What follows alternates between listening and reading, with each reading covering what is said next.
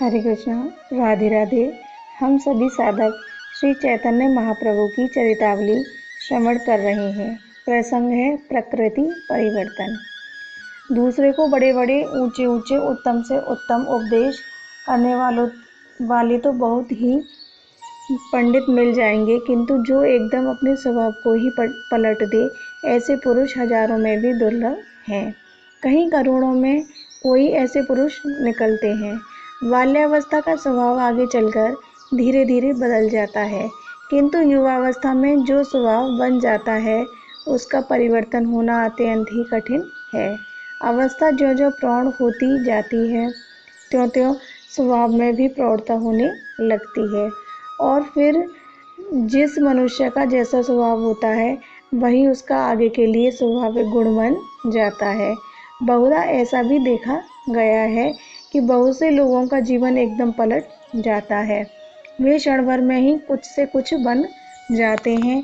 जो आज महाविषय सा प्रतीत होता है वही कल परम वैष्णव के से आचरण करने लगता है। जिसे हम कल तक आवारा आवारा कहकर पुकारते थे, थोड़े दिनों में सहस्त्रों नर नारी सिद्ध महात्मा मानकर उसी की पूजा अर्चना करते हुए देखे गए हैं। किंतु ऐसा परिवर्तन सभी पुरुषों में नहीं होता। ऐसे तो कोई विरले ही भाग्यशाली पुरुष होते हैं। प्राय देखा गया है कि मनुष्य जब प्राकृतिक विचारों से ऊंचे उठने लगता है, तब हृदय के परिवर्तन के साथ उसके शरीर में भी परिवर्तन होने लगता है। शरीर के सभी अवयव स्वभाव के ही अनुसार बने हैं। मनुष्य जैसे जैसे प्राकृतिक विचारों को छोड़ने लगता है, वैसे वैसे उसके अंग प्रत्यंग भी बदलने लग जाते हैं। साधारण लोग इसे परिवर्तन को रोग समझने लगते हैं। जो एकदम प्रकृति से ऊंचा उठ गया है, फिर उसका 5 भौतिक शरीर अधिक काल तक स्थिर नहीं रह सकता, क्योंकि शरीर के स्थायित्व के लिए रजोगुण जन्य प्राकृतिक अहम भाव की कुछ न कुछ आवश्यकता पड़ती ही है। तभी तो परम भावुक ज्ञानी और प्रेमी अल्पावस्था में ही इस शरीर को त्याग जाते हैं। श्री शंकराचार्य, चैतन्य देव, ज्ञानेश्वर, रामतीर्थ, जगतबंधु, ये सभी परम भावुक भगवत भक्त प्रकृति से अत्यंत ऊंचे उठ जाने के कारण शरीर को अधिक दिन नहीं टिका सके। कोई कोई महापुरुष अपने सत संकल्प का कुछ अंश देकर लोक कल्याण की दृष्टि के लिए उस अवस्था में पहुंचने पर भी कुछ काल के लिए इस शरीर को टिकाए रहते हैं। फिर भी उनकी भावुकता की अपेक्षा ज्ञानांश की कुछ अधिकता होती है, तभी वे ऐसा कर सकते हैं। भावुकता की चरम सीमा पर पहुंचने पर तो संकल्प करने का होश ही नहीं होता। जब हृदय में सहसा प्रबल भावुकता का उदय होता है तो निर्बल शरीर उसको सहन नहीं कर सकता। किसी किसी का शरीर तो उसी वेग में शांत हो जाता है। बहुत से उसे सहन तो कर लेते हैं, किंतु पागल हो जाते हैं, कुछ कर धर नहीं सकते। जिससे भगवान को कुछ काम कराना होता है, वे उस वेग को पूर्ण रीति से सहन करने में समर्थ होते हैं, किंतु शरीर पर उनका कुछ ना कुछ असर पड़ना तो स्वाभाविक ही है। इसके लिए उनके शरीर में या तो वायु रोग हो जाता है या अतिसार। बहुधा इन दो भयंकर रोगों के द्वारा ही उस भाव का शमन हो सकता है। संसारी लोगों के ये प्राय 40-50 वर्ष की अवस्था के बाद हुआ करते थे, किंतु जिन लोगों के शरीर में प्रबल भावुकता के उदय होने के उद्वेग में ये रोग होते हैं, उनके लिए कोई नियम नहीं, कभी हो जाए। असल में उनके ये रोग साधारण लोगों के रोग की भांति यथार्थ रोग नहीं होते, किंतु वे रोग से ही प्रतीत होते हैं और भावों के शमन होने पर आप ही शांत हो जाते हैं। परमहंस रामकृष्ण देव को युवावस्था में ही यह उद्वेग उत्पन्न हुआ। किसी ने उसे वायु रोग, किसी ने मस्तिष्क रोग और किसी ने वीर्योन्माद रोग बताया। उनके परम भक्त मथुरा बाबू तो चिकित्सकों के कहने से उन्हें वेश्याओं तक के यहाँ ले गए, किंतु उन्हें उन्माद या वायु रोग हो तब तो वहाँ भी वे छोटे बालक की भांति क्रीड़ा करते रहे। सालों वे अतिसार के भयंकर रोग से पीड़ित बने रहे। उनके इस भाव को एक ब्राह्मणी ने ही समझा। पीछे से उनके बहुत से भक्त भी समझ गए। चिकित्सक इन्हें अंत तक वायु रोग बताते रहे और बोलने से मना करते रहे, किंतु इन्होंने शरीर को टिका ही इसलिए रखा था। चिकित्सकों के मना करने पर भी धारा प्रवाह बोलते रहे। अंत में गले में फोड़ा सा हुआ और उसी की भयंकर वेदना में महीनों बिताकर वे इस नश्वर शरीर को त्याग गए। गले के फोड़े को चिकित्सक लोग अधिक बोलने का विकार बताते। उससे कारण इतनी पीड़ा होती कि तोले भर दूध पीने में भी उन्हें महाकष्ट होता था। किंतु इस अवस्था में भी वे भक्तों को उपदेश तो निरंतर देते ही रहे। चिकित्सकों के बार बार जोर देकर मना करने पर वे कहते, अब इस शरीर का बनेगा ही क्या। इससे जितना भी उपकार हो सके उतना ही उत्तम है, क्योंकि वे शरीर के प्राकृतिक स्वभाव से एकदम ऊंचे उठ गए थे। अब निवाई पंडित के भी प्रकृति परिवर्तन का समय आया। निवाई परम भावुक हैं। यदि सचमुच उनके हृदय में एक साथ ही प्रबल भावुकता की भारी बाढ़ आती तो चाहे इनका शरीर कितना भी बलवान क्यों नहीं था, वह उसका सहन कभी नहीं कर सकता। इसलिए इनकी भावुकता का उत्तरोत्तर विकास हुआ और अंत में तो वे शरीर को एकदम भूलकर समुद्र में ही कूद पड़े। इनके जीवन में प्रेम के जैसे उत्तरोत्तर अद्वितीय भाव प्रकट हुए हैं, वैसे भाव संसार का इतिहास खोजने पर भी किसी प्रकट रूप से उत्पन्न हुए महापुरुष के जीवन में शायद ही मिले। किसी के जीवन में क्या, बहुतों के जीवन में ये भाव प्रकट हुए हैं, किंतु वे संसार की दृष्टि से दूर जाकर प्रकट हुए होंगे। संसारी लोगों को उन भावों का पता ही नहीं। चैतन्य के जीवन के भाव तो भक्तों ने प्रत्यक्ष देखे और उनके समकालीन लेखकों ने यथासाध्य उनका वर्णन करने की चेष्टा भी की है, किंतु वे भाव तो अवर्णनीय हैं। संसारी भाषा इन अलौकिक भावों का वर्णन कर ही कैसे सकती है।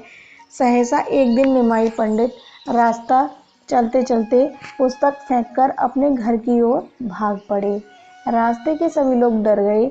इनकी सूरत विचित्र ही बनी हुई थी।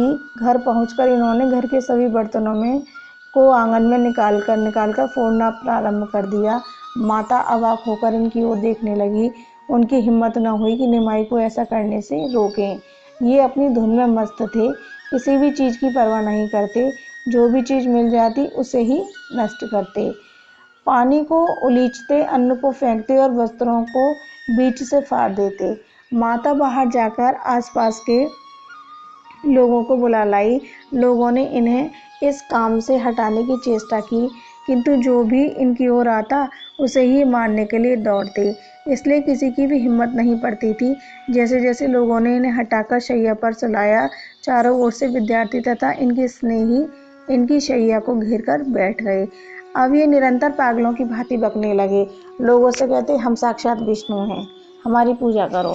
संसार में हम ही एकमात्र वंदनीय तथा पूजनीय हैं। तुम लोग निरंतर श्री कृष्ण कीर्तन किया करो। संसार में श्री कृष्ण का ही नाम सार है और सभी वस्तुएं असार हैं। इस प्रकार ये न जाने क्या क्या कहते रहे। लोग अपनी अपनी बुद्धि के अनुसार भांति भांति के अनुमान लगाते। कोई कहता भूत व्याधि है, कोई कहता किसी डाकनी शाकनी का प्रकोप है, कोई इनकी उपेक्षा दृष्टि से कहता अजीब बहुत बकवाद का यही तो फल होता है। दिन भर शास्त्रार्थ करके, विद्यार्थियों के साथ मगजबच्ची करके तथा लोगों को छेड़कर बकाई तो करते थे। इन्हें कभी किसी ने चुपचाप तो देखा ही नहीं था। उसी का यह फल है। पागलपन है, मस्तिष्क का विकार है, गर्मी बढ़ गई है और कुछ नहीं है। चिकित्सकों ने वायु रोग स्थिर किया। समाचार पाकर बुद्धिमंत खां और मुकुंद संजय ये सभी धनी मानी सज्जन वैद्यों के साथ लेकर निमाई के घर दौड़े आए।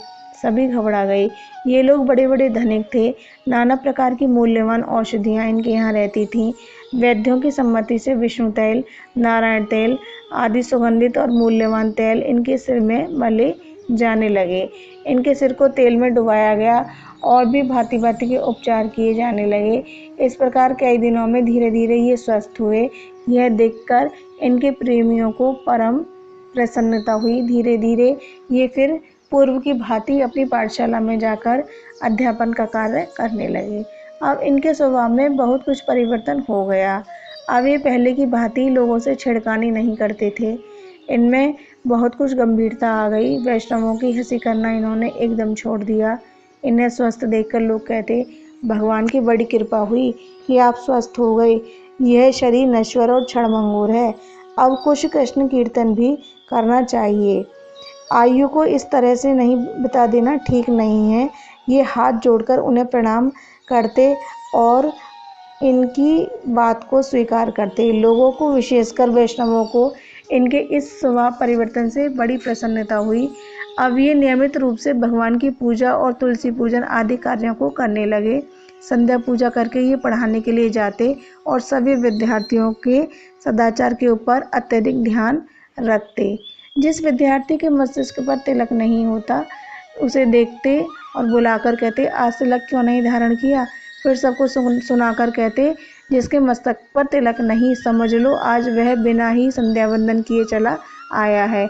इस प्रकार जिसे भी तिलकहीन देखते उसे ही कहते, पहले घर जाकर संध्या वंदन करके तिलक धारण कराओ, तब आकर पाठ पढ़ना। फिर आप समझाने लगते, देखो भाई, संध्या ही तो द्विजातियों का सर्वस्व है। जो ब्राह्मण संध्या वंदन तक नहीं करता उसे ब्राह्मण कह ही कौन सकता है? फिर वह पारमार्थिक उन्नति तो बहुत दूर रही, यह लौकिक उन्नति भी नहीं कर सकता है।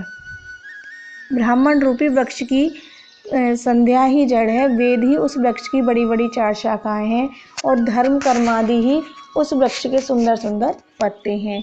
इसलिए खूब सावधानी के साथ जल आदि देकर जड़ की सेवा करनी चाहिए, क्योंकि जड़ के नष्ट हो जाने पर ना तो शाखा ही रह सकती है और ना ही पत्ते ही। आप कहते, जो 60 घड़ी के दिन रात्रि में 2 घड़ी संध्या के लिए नहीं निकाल सकता वह आगे उन्नति ही क्या कर सकता है? इनके इस कथन का विद्यार्थियों के ऊपर बड़ा ही प्रभाव पड़ता और वे सभी यथासंभव उठकर स्नान आदि से निवृत्त होकर संध्या वंदन आदि करके तब पाठ पढ़ने आते। इन सभी बातों से विद्यार्थी इनके ऊपर बड़ा ही अनुराग रखने लगे और ये सभी उन्हें प्राणों से भी अधिक प्यार करने लगे। ये भाव इनके हृदय में भक्ति भागीरथी के स्रोत उमड़ने के पूर्व के सूत्रपात्र मात्र ही है। निमाई के हृदय में भक्ति के स्रोत का उदय तो श्री गया धाम में ही श्री विष्णु भगवान के पाद पद्यों के दर्शन से ही होगा।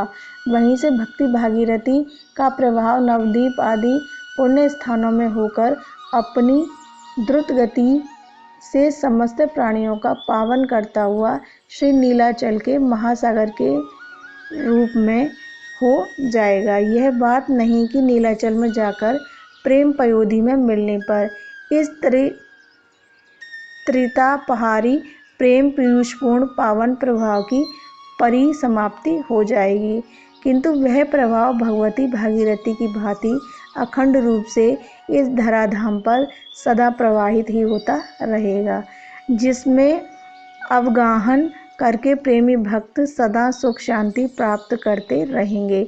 इन सभी बातों का वर्णन पाठकों को अगले प्रकरणों में भी मिलेगा। जय जय श्री राधे।